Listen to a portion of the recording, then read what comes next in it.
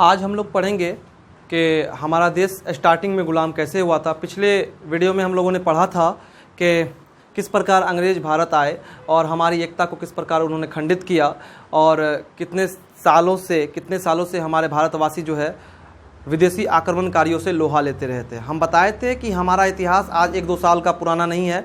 हमारा इतिहास अंग्रेज़ों से या फिर उसके पहले विदेशी आक्रमणकारियों से लड़ते रहना, ये हमारा 1000 साल का इतिहास है। यानी कि 1000 साल उससे भी ज़्यादा से लगभग जो है अंग्रेज और उसके बाद मुग़ल शासकों ने हमारे भारत पर आक्रमण किया, यहाँ की एकता को तोड़ा और भारतवासी हर किसी से लड़ते रहे। लेकिन उसके बाद क्या हुआ कि 400 साल पहले, आज से 400 साल पहले हमारे देश में एक बहुत चालाक अंग्रेज आ गए और उन्होंने चालाकी से हमारे भारत को तोड़ दिया और उसके बाद वो इस पर राज्य करने लगे और सभी भारतवासी उनके गुलाम बन गए। तो हम लोग यहाँ पढ़ेंगे कि हम बताए थे कि मुग़ल शासक जो थे, 6 मुग़ल शासकों ने शासन किया था हमारे भारत पर। तो हम एक बार बताए थे आप लोग को ट्रिक के हिसाब से, बादशाह यानी बाबर, हुमायूं, अकबर, जहांगीर, शाहजहां, औरंगजेब। तो हम बताए थे कि जहांगीर के रीजन में अंग्रेज़ इंडिया आए थे और जब ये आए इंडिया तो कम तादाद में आए थे। यहाँ के स्थितियों के उन्होंने परखा, समझा और एक योजना तैयार की, योजना बनाई। योजना बनाने के बाद उन्होंने क्या किया कि धीरे धीरे अपने साम्राज्य का विस्तार करना शुरू कर दिया। तो क्या हुआ था कि जहांगीर की एक बेटी थी जो अस्वस्थ थी, जो बीमार थी, उनका इलाज कराया गया। लेकिन अंग्रेजी कंपनी के एक डॉक्टर थे जिन्होंने इनकी बेटी को ठीक कर दिया था। अब राजा इतने खुश हो गए कि उन्होंने कहा कि ठीक है, तुम जाओ सूरत में जो है अपनी एक कोठी तैयार कर लो। तो चंद अंग्रेज आए थे और वो गए सूरत में अपनी एक कोठी तैयार कर लिए थे। इसके बाद उन्होंने सूरत में कोठी तैयार की और धीरे धीरे अपने साम्राज्य को बढ़ाना शुरू कर दिया और मुंबई में, कोलकाता में, इस तरह से अनेक स्थानों में उन्होंने अपने साम्राज्य को स्थापित किया। और करते करते जो है धीरे धीरे पूर्वी भारत के, जो पूरब का एरिया है भारत का, उसके चारों तरफ इन्होंने अपने साम्राज्य तैयार कर लिया। इस प्रकार अंग्रेज जो है धीरे धीरे अपने राज्य को फैलाने लगे और फिर कोलकाता में हुगली नदी किनारे एक ईस्ट इंडिया नामक कंपनी बना ली और उस कंपनी के द्वारा वे लोग व्यापार करने लगे। और व्यापार करना तो सिर्फ एक बहाना था, असल में तो उनको यहाँ की सोने की चिड़िया को लेकर जाना था। तो भारत को सोने की चिड़िया कहा जाता था, लेकिन अंग्रेजों ने यहाँ की एकता को तोड़कर इसे खंडित कर दिया। तो हम एक एक पॉइंट के हिसाब से समझते हैं कि क्वेश्चन है कि जहांगीर ने अंग्रेजों को सूरत में कोठी बनाने की इजाज़त क्यों दी।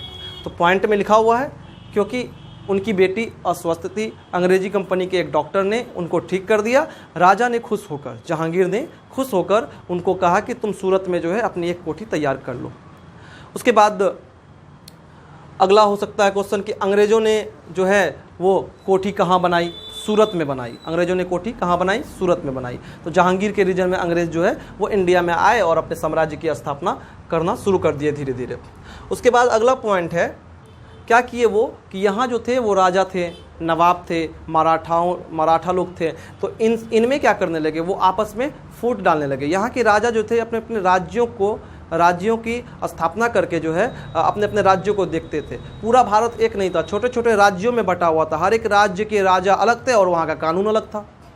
तो पूरा देश एक तरह नहीं था। इस प्रकार अंग्रेजों ने इसी का फ़ायदा उठाया। इसका फ़ायदा उठाते हुए उन्होंने क्या किया कि इन छोटे छोटे राज्यों में जो राजा राज्य कर रहे थे, इनको आपस में लड़ाना शुरू कर दिया। नवाबों को राजा से लड़ा दिया, है ना। राजा को कहते थे हम आपके साथ हैं, जाके नवाबों से लड़ा देते और जब लड़ाई होती तो दोनों में से किसी के साथ नहीं रहते, किसी एक की मृत्यु हो जाती। स्वाभाविक रूप है कि जो ज़्यादा ताकतवर होगा वो कमज़ोर को मार देगा और जब कमज़ोर की मृत्यु हो गई तो फिर ये जो है अंग्रेज इसको मार देते थे। तो इस प्रकार जो है धीरे धीरे खात्मा होना शुरू हो गया और फिर अंग्रेज की ताकत मजबूत होती चली गई। और ये बात स्पष्ट है कि जब अंग्रेज की ताकत मजबूत होने लगी तो इधर भारतीयों की ताकत कम होने लगी। तब तक भारत के लोग नहीं जागरूक हुए, नहीं समझे कि क्या हो रहा है हमारे साथ। लेकिन अंग्रेज जो है पहले भी आए थे इंडिया, छत्रपति शिवाजी के रीजन में। छत्रपति शिवाजी, क्योंकि ये वह भारत है जो हजारों सालों से विदेशी आक्रमणकारियों का सामना किया, डटकर मुकाबला किया। लेकिन अंग्रेज के सामने भूल हो गई इनसे, क्योंकि वो चालाक थे, गद्दार थे, है ना। तो गद्दारी की है इंडिया के साथ। तो छत्रपति शिवाजी जो थे बहुत ही चालाक कूटनीतिज्ञ, राजनीतिज्ञ, बहुत ही अच्छे शासक थे ये।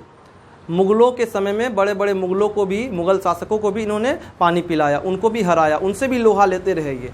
तो छत्रपति शिवाजी के रीजन में जब ये इनका शासनकाल चल रहा था तो अंग्रेज इंडिया आए थे, लेकिन देखकर चले गए कि ये बहुत पावरफुल शासक है, इससे हम लोहा नहीं ले सकते।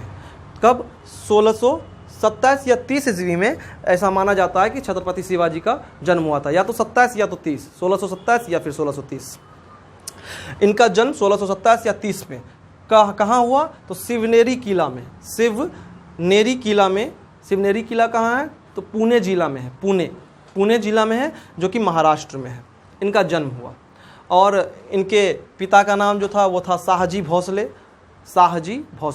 इनकी माता का नाम था जीजाबाई। इनके पिता का नाम शाहजी भोसले, इनके माता का नाम जीजाबाई। उसके बाद इनकी मृत्यु 1680 ईस्वी में हो गई। इनकी मृत्यु 1680 ईस्वी में हो गई। 1674 ईस्वी में इन्होंने जो है शासक बने, ये है ना, राजा बने। पॉइंट लिखा हुआ है कि 1674 ईस्वी में शिवाजी मराठा साम्राज्य के स्वतंत्र शासक बने। इन्होंने घोषणा कर दी और ये राज्य अभिषेक इनका कर दिया गया 1674 ईस्वी में। ज़्यादा दिन शासन नहीं कर पाए राजा बनने के बाद। 74 और 80 में इनकी मृत्यु हो गई, तो 6 साल ही शासन कर पाए ये, लेकिन 6 साल का ही शासन इनका दमदार था। इतिहास हमेशा इनको याद रखेगा।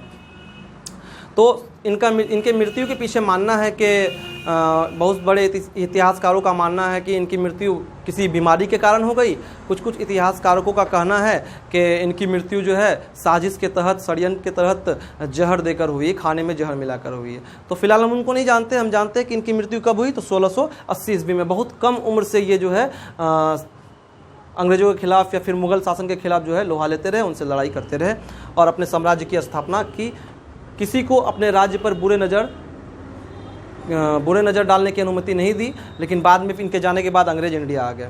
तो अभी हम लोगों ने सीखा कि किनके रीजन में अंग्रेज भारत आए और फिर छत्रपति शिवाजी कैसे शासक थे और अंग्रेज़ों ने आया यहाँ पे। अब यहाँ जब अंग्रेज आ गए, लोगों को लगने लगा कि नहीं, हमसे कुछ गलती हुई है, हमसे कुछ गलती हो गई है, हमने बहुत बड़ी गलती कर दी, हम लोगों ने अपने एकता को खो दिया, जिसके कारण आज हम लोग गुलाम हो गए हैं। उस वक्त तक भारत गुलाम हो गया। तो लोगों ने जब ये समझा, लोगों को जब ये मालूम हुआ, तो लोगों के प्रति जो है आक्रोश बढ़ने लगा अंग्रेज़ों के विरुद्ध लोगों के दिल में आक्रोश बढ़ने लगा। सभी छोटे बड़े, है ना, सभी कास्ट के लोग एक साथ होने लगे, एक साथ एक संगठन तैयार करने लगे और तैयार करने के बाद जो है 1857 को स्वतंत्रता संग्राम की पहली लड़ाई हुई। तो कहा जाता है कि प्रथम स्वतंत्रता संग्राम कब हुआ? 1857 में। उस वक्त से अंग्रेजों के विरुद्ध जो है लड़ाई जारी रहा और 1857 से स्टार्ट होने के बाद 1947 में लास्ट में जाके हमको आज़ादी मिली। इतना लंबा संघर्ष किया हमारे पूर्वजों ने, बलिदान दी, कुर्बानियाँ दी, तब जाके आज हम लोग सर उठाकर आज़ाद भारत में घूम रहे हैं। वरना इतना आसान नहीं था इस देश को आज़ाद कराना अंग्रेज के चंगुल से। तो हम बताए थे कि बाबर, हुमायूं, अकबर, जहांगीर, शाहजहां और औरंगजेब के बाद भी था एक बहादुर शाह जफ़र, जिसके बारे में हम पिछले वीडियो में चर्चा किए थे और इसके बाद आगे के वीडियो में हम इसके बारे में भी चर्चा करेंगे। मंगल पांडे के बारे में चर्चा करेंगे, अशफाकुल्ला खां के बारे में चर्चा करेंगे। धीरे धीरे करते करते जो है वीर कुंवर सिंह के बारे में चर्चा करेंगे और फिर भगत सिंह के बारे, चंद्रशेखर आज़ाद के बारे में, सबके जीवनी को बताएंगे। इन बड़े बड़े महान क्रांतिकारियों के जीवन का परिचय हमारे लाइफ के लिए बहुत ज़रूरी है ना। इंस्पिरेशन मिलता है इनसे, हमें आगे बढ़ने का रास्ता मिलता है। तो इनके जीवनी को पढ़ने के बाद जो है एक नई ऊर्जा आती है शरीर में। जब भगत सिंह के जीवनी को हम पढ़ेंगे, जब अशफाकुल्ला खां के जीवनी को पढ़ेंगे, वीर कुंवर सिंह के जीवनी को पढ़ेंगे, तो हमारी ज़िंदगी में एक अलग सा मुकाम, अलग सा पहचान बनेगा हमारा भी। क्योंकि ये इन लोगों ने अपनी उम्र को